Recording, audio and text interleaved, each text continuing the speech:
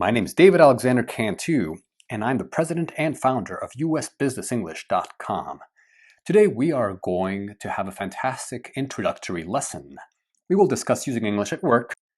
Before we start, this is a lesson presentation that is part of a larger program where we will cover language related to many different areas of business. As you know, English is the language of business. And as the world is becoming more globalized, English is becoming more important. Who do you speak to in English in your job? Customers? Clients? Do you know the difference between a customer and a client? Well, a customer is a person you have a one-time transaction with, whereas a client is someone who you have a repeat business with. Some people say that a customer is someone who buys goods or services from you, and a client is someone who receives professional advice from you.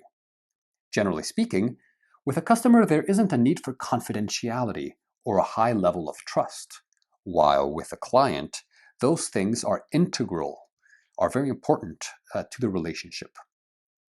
Do you speak in English to your colleagues? Maybe you work in a multinational or multicultural setting, and English is the lingua franca. Okay?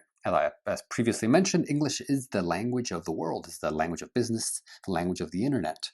So chances are, if you work in a multinational setting, you speak English.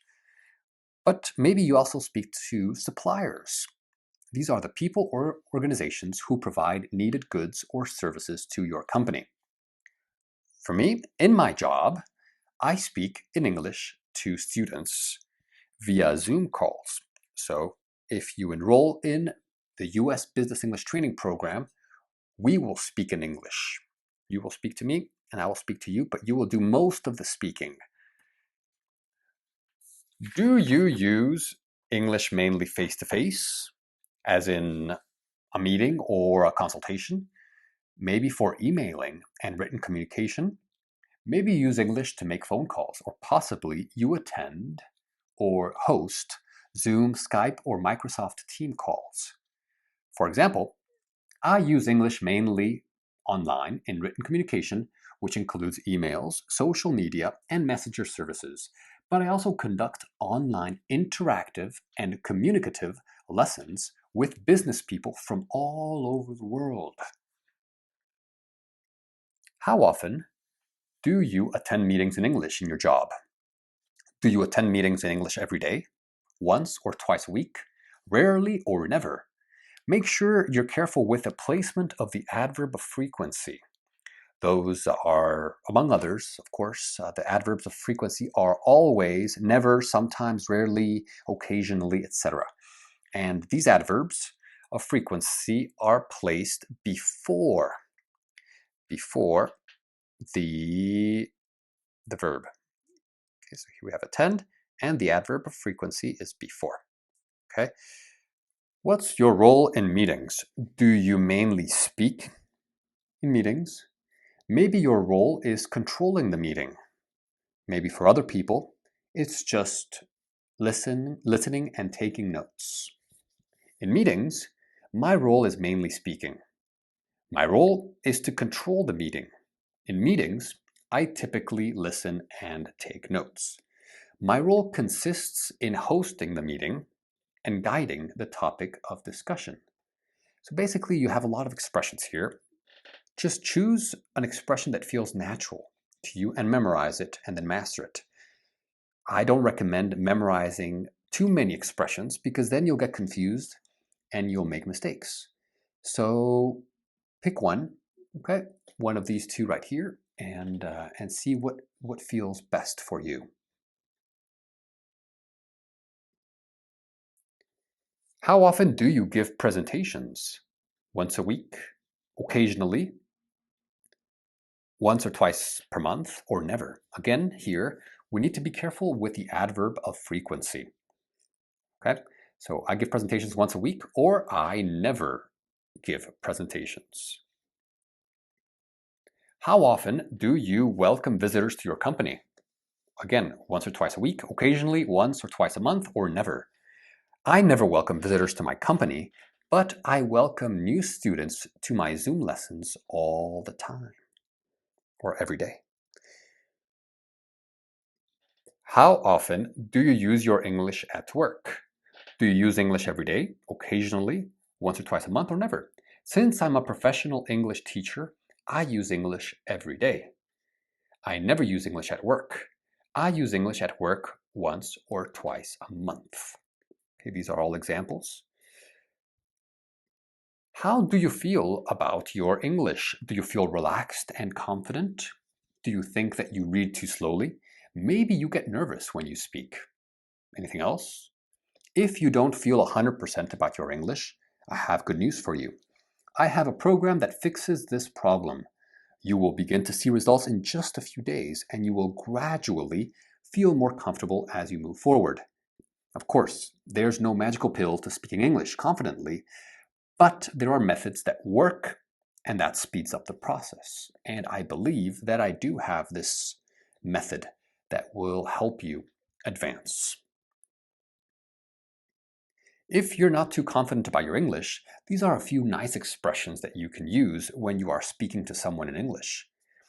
I don't recommend using them too much because they don't help you project an image, actually a positive and confident image of yourself, but they can signal to the person you are speaking to that you're not perfectly proficient, so they'll have the chance to modify their speech to accommodate you. You can say, I'm afraid I don't speak much English. My English is a bit rusty. Okay, so that means that rusty means you haven't practiced much lately, and it doesn't flow very well for the time being. But of course, we can change that. Could you speak a little more slowly? That's helpful if you have problems understanding. Or could you repeat that, please? So the most important part of becoming a good communicator in English, or in any other language for that matter, is speaking practice. Practice, practice, practice. People on the internet will tell you that you can learn to speak English just by watching videos or using Duolingo or other applications. And some people claim that they do it, that they've learned languages just by playing games or doing activities on Duolingo. My experience has shown me that most of us actually need to practice the language in a real conversation with a real person. So it's almost like learning to play the guitar without ever touching or having a guitar, or becoming a professional soccer or football player just by practicing alone in your backyard. Of course, it helps. Duolingo and these applications and these videos help, but you need to speak.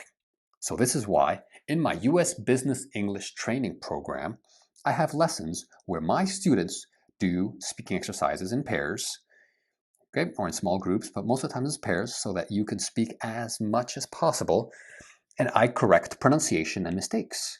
I give you the instructions and you do the speaking, pretty much.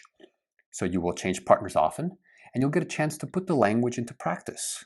So you'll speak to a lot of different people, a lot of other students. You will change often. You will have a face-to-face conversation in the breakout rooms. So it's not one big group and you only get 2-3 minutes in the whole session to speak. No.